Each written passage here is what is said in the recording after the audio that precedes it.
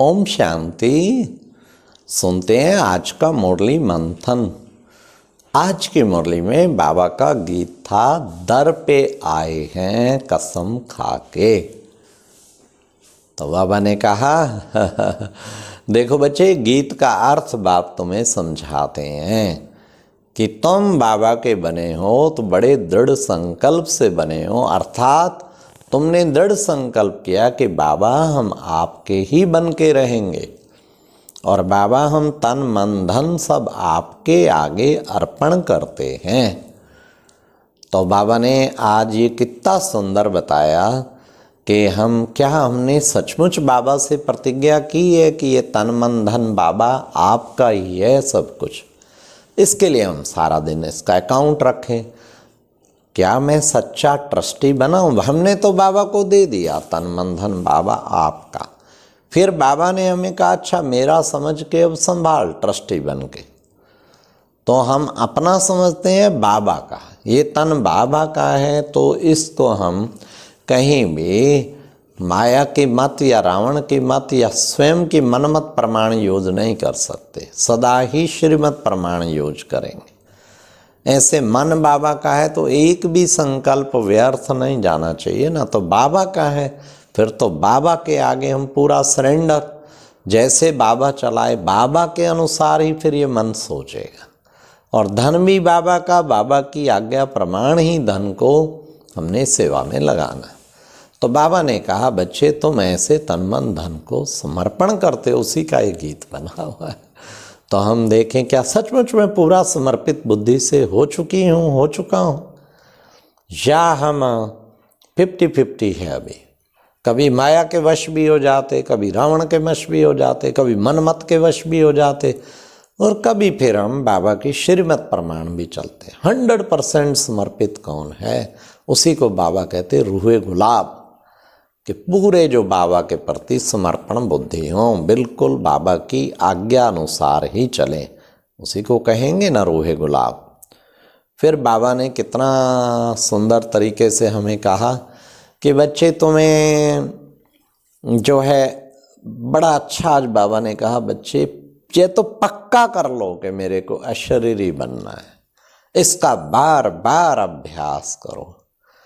तो हमें बाबा रोज़ रोज़ कहते हैं, मैं सोच रहा था क्या कोई ऐसा दिन भी है कि जिस दिन हम कम से कम 500 बार मैं आत्मा हूँ, फिर मैं एक महान आत्मा हूँ, मैं एक विशेष आत्मा हूँ, मैं एक श्रेष्ठ आत्मा हूँ, ऐसा बार बार चिंतन करें। संभव है, मुश्किल कुछ नहीं है, केवल अभ्यास करने की ज़रूरत है। 500 बार माना हर घंटे में 30 बार, माना हर 2 मिनट में 1 बार। अच्छा काम तो करते ही हैं, बस यही याद रखना है कि मैं आत्मा ये कर्म कर रही हूँ, तो आत्मक स्थिति तो स्वतः ही बन जाएगी ना। ये शरीर तो एक पौधे की तरह जैसे बड़ा होता गया वृक्ष बन गया। कहाँ ये छोटा बच्चा था, फिर बड़ा होता गया। लेकिन मैं आत्मा तो सेम साइज है जो इसमें पार्ट प्ले कर रही हूँ, और वही तो सारा खेल कर वो निकल गया तो फिर क्या रह गया। इसलिए निज को आत्मा समझना, ये अभ्यास आज दिन में बारंबार हर 2 मिनट में, फिर आत्मिक चिंतन, फिर कैसे कौन बोल रहा है, मैं आत्मा, कौन देख रहे हैं, मैं आत्मा, कौन सुन रहा है, मैं आत्मा, ये अभ्यास करते चले। बाबा ने कहा आगे चल के देखेंगे बच्चे, बहुत नेचुरल कैलेमिटीज बहुत आएंगी, बहुत दुख देंगी बच्चे। सचमुच आज के डेट में भी नेचुरल कैलेमिटी चल रही हैं। पहले ताउत के एक आया तूफान, उसने महाराष्ट्र गुजरात साइड में कितना बर्बादी किया। अब वो गया नहीं है, दूसरा आ गया यास, वो भी साइक्लोन आया, उसने पश्चिम बंगाल और उड़ीसा को वहाँ बहुत नुकसान किया है। तो ये क्या है? Natural calamity. बाबा ने तो इतना तक कहा है 5 तत्व इकट्ठा वार करेंगे। एक तरफ तूफान चलेगा, एक तरफ बाढ़ आ रही है, एक तरफ जो है अग्नि ऊपर से बरस रही है, जैसे एटॉमिक पावर होते ना, तो अग्नि बरस रही है, और एक तरफ से भूकंप आ रहे हैं। तो क्या होगा? उससे फिर मनुष्य को वैराग्य आ जाएगा। कुछ भी तो नहीं समझ आ रहा। तो वास्तव में समझ लो सृष्टि परिवर्तन का टाइम आ गया है। समझ तो पूरा उसने हमें दिया हुआ है कि बच्चे परिवर्तन में उथल पाथल होगी, लेकिन अल्टीमेट तुम्हारे लिए सतयुगी दुनिया ही बन रही है। तो ये प्यारे बाबा ने हम बच्चों को बताया आज मुरली में। फिर बाबा ने कहा कि तुम बच्चों को, माया बड़ी बॉक्सिंग है बच्चे, इसके बॉक्सिंग है ना, तो कई बच्चे कहते हैं बाबा माया को नहीं अधिक भेजो। अब बच्चे ये तो बॉक्सिंग में कभी एक साइड से ही थोड़ी लगता है, एक साइड से कोई 10 मारता है तो दूसरा 4-5 मारता है। हाँ, तुम बच्चों को माया जीत बनना है, तुम्हें माया पर पूर्ण विजयी बनना है। तो बनेंगे जब हम माया के साथ पूरा बॉक्सिंग करके विजयी बने। मैं बाबा के साथ, बाबा मेरा, मैं बाबा के साथ, बाबा मेरा। इस तरीके समझो हम विजयी रत्न बन जाएंगे तो शक्तिशाली बनेंगे। तो बाबा ने कितना सुंदर हम बच्चों को बताया कि हमें कभी भी बच्चे उससे माया से परेशान नहीं होना है।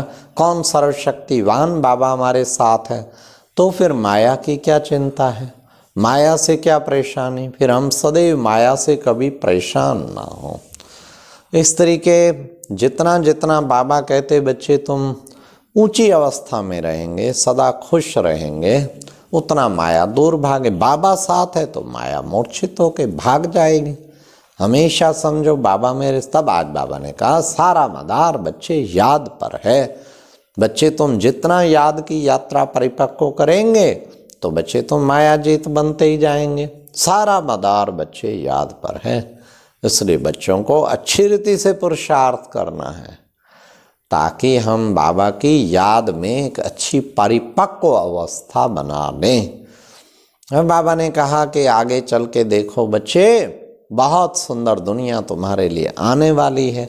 वहाँ किसी प्रकार का दुख नहीं होगा, किसी प्रकार का कुछ नहीं होगा, बहुत ही सुख की दुनिया होगी। ऐसी दुनिया में तुम बच्चे अब जा रहे हो तो तुम्हें कितना ना अच्छा पुरुषार्थ करना है। इसलिए बाबा ने कहा तुम बच्चों को सहज योगी बनना है। बस बाबा मेरे साथ है, हर पल साथ है। जब साथ समझेंगे तो उससे सहज योगी बन जाएंगे और सदा खुशी के नगाड़े बजते रहेंगे। अच्छा, ओम शांति।